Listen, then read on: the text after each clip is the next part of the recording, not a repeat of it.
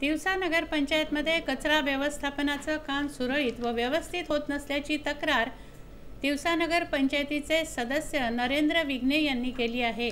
या संदर्भात त्यांनी जिल्हाधिकाऱ्यांना निवेदन दिलं।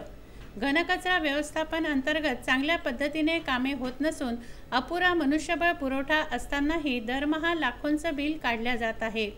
कागदोपत्री पुरेसा मजूर काम करतो असं दर्शवतात।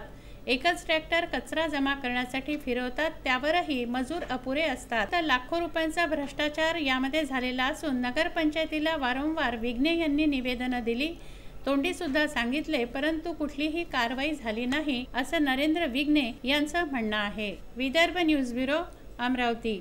घनकचऱ्यामध्ये भ्रष्टाचार झालेला आहे। त्यांनी शिवसाहेबाला कळवले आणि चौकशीचे आदेश देतो म्हणून मला सांगितले।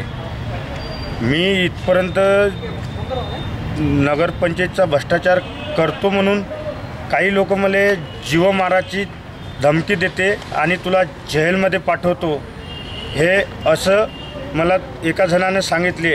आणि एकदा सांगून अजून अशी चर्चा करते का याने तक्रार मागं घेतली पाहिजे म्हणून 376 मध्ये फसवतो आणि जेलात टाकतो, अशी हवा करून राहिली आहे तिवसा शहरामध्ये।